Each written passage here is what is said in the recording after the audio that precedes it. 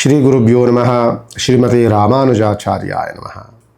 ವೀಕ್ಷಕ ಬಂಧುಗಳಲ್ಲಿ ಪ್ರಾರ್ಥನೆಗಳನ್ನು ಮಾಡಿಕೊಳ್ತಾ, ಇದು ಆಗಸ್ಟ್ ತಿಂಗಳು ಮಾಸ ಭವಿಷ್ಯದಲ್ಲಿ ಆಗಸ್ಟ್ ತಿಂಗಳಲ್ಲಿ ನಮಗೆ ನೋಡಿ ಇನ್ನೂ 12ನೇ ತಾರೀಕಿನ 13ನೇ ತಾರೀಕಿನವರೆಗೂ ಆಷಾಢದಲ್ಲಿ ಇರುತ್ತವೆ. ಅನಂತರದಲ್ಲಿ ನಮಗೆ ಶ್ರಾವಣ ಹುಟ್ಟುವಂಥದ್ದು. ಈ ಆಗಸ್ಟ್ ತಿಂಗಳಲ್ಲಿ ಮಿಥುನ ರಾಶಿಯವರಿಗೆ ಏನೇನು ಬದಲಾವಣೆಗಳಾಗುತ್ತೆ ಅಂದರೆ ನೋಡಿ, 2ನೇ ತಾರೀಕು ಆಗಸ್ಟ್ ಜನ್ಮರಾಶಿಗೆ ಬಂದಂತಹ ಕುಜಗ್ರಹಣ ದೋಷದಿಂದ ಮಿಥುನ ರಾಶಿಯವರೆಗೆ ಆದಷ್ಟು ಸಹ ಅನುಕೂಲಕರವಾದಂತಹ ವಾತಾವರಣಗಳು ಇದ್ದರೂ ಸಹ ಗುರುವಿನ ಯೋಗ ಫಲವನ್ನು ಪಡ್ಕೊಂಡಿರುವಂತಹ ಮಿಥುನ ರಾಶಿ ಎಲ್ಲ ಕೆಲಸ ಕಾರ್ಯಗಳು ಸಹ ಅಂದುಕೊಂಡಂತಹ ರೀತಿಯಲ್ಲೇ ನಡ್ಕೊಂಡು ಹೋಗ್ತಾ ಇರುತ್ತೆ. ನಮ್ಮ ಪ್ರಯತ್ನವೆಲ್ಲವೂ ಸಹ ಸಕ್ಸಸ್ ಆಗ್ತಿರುತ್ತೆ. ಮನೆಯಲ್ಲಿ ಮದುವೆ ಮುಂಜಿಗಳನ್ನು, ಶುಭ ಕಾರ್ಯಗಳನ್ನು, ವ್ಯವಹಾರಗಳನ್ನೆಲ್ಲವೂ ಸಹ ಮಾಡ್ಕೊಂಡು ಹೋಗ್ತಿರುವಂತಹ ಮಿಥುನ ರಾಶಿಗೆ ಯಾವಾಗ ಜನ್ಮರಾಶಿಗೆ ಅಂದರೆ ಜನ್ಮರಾಶಾಧಿಪತಿಯಾದಂತಹ ಬುಧನ ಮನೆಗೆ ಯಾವಾಗ ಬುಧನ ಶತ್ರುಗ್ರಹನಾದಂತಹ ಕುಜಗ್ರಹ ಪ್ರವೇಶವನ್ನು ಮಾಡ್ತಾನೋ ಆ ಸಂದರ್ಭದಿಂದ ಅಂದರೆ ಆಗಸ್ಟ್ 2ನೇ ತಾರೀಕಿಂದ ಮಿಥುನ ರಾಶಿವರೆಗೆ ಕುಟುಂಬದಲ್ಲಿ ಕಲಹ, ಆರೋಗ್ಯದಲ್ಲಿ ವ್ಯತ್ಯಾಸ, ಮತಿಯಲ್ಲಿ ಸ್ವಲ್ಪ ಶತ್ರುಬಾಧೆಗಳು, ಊಹಾಪೋಹಗಳು, ಬೇಡದ ಮಾತುಗಳು ಇವೆಲ್ಲವೂ ಬರುವಂತಹ ವಾತಾವರಣಗಳು ಮಿಥುನ ರಾಶಿಗೆ ಬರುತ್ತೆ. ಆದ್ದರಿಂದ ಮಿಥುನ ರಾಶಿಗೆ ಬಂದಂತಹ ಕುಜ ಆದಷ್ಟು ಸಹ ಆರೋಗ್ಯದ ಮೇಲೆ ಪ್ರಭಾವವನ್ನು ಬೀರ್ತಾನೆ. ಅನಾರೋಗ್ಯದಿಂದ ಬಳಲುವಂತಹ ವಾತಾವರಣಗಳಾಗಬಹುದು. ಆದ್ದರಿಂದ ಎಚ್ಚರಿಕೆಯನ್ನು ವಹಿಸುವಂಥದ್ದು ಮಿಥುನ ರಾಶಿಗೆ ಅತ್ಯಂತ ಅವಶ್ಯಕ. ಗುರುವಿನ ಬಲ ಇದೆ. ಗುರುಬಲ ಬಂದಾಗ ಕೈಯಿಟ್ಟಂಥ ಕೆಲಸ ಕಾರ್ಯಗಳು ಚೆನ್ನಾಗಿ ನಡೆಯುತ್ತೆ. ಬಿಸ್ನೆಸ್ ತುಂಬ ಚೆನ್ನಾಗಿ ನಡೆಯುತ್ತೆ.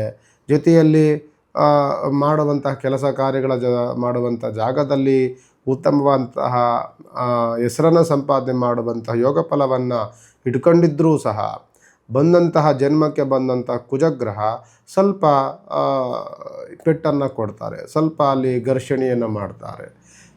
ಮುಖ್ಯವಾಗಿ ಅವರ ಪ್ರಭಾವ ಆರೋಗ್ಯದ ಮೇಲೆ ಬೀಳುತ್ತೆ.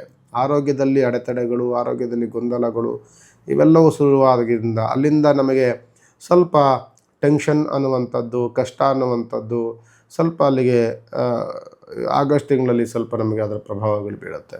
ಆದ್ದರಿಂದ ಮಿಥುನ ರಾಶಿಯವರಿಗೆ ರಾಶ್ಯಾಧಿಪತಿಯಾದಂಥವನು ಬುಧಗ್ರಹ, ಈಗ ದೋಷದಲ್ಲಿ ಬಂದಂಥವನು ಕುಜಗ್ರಹ.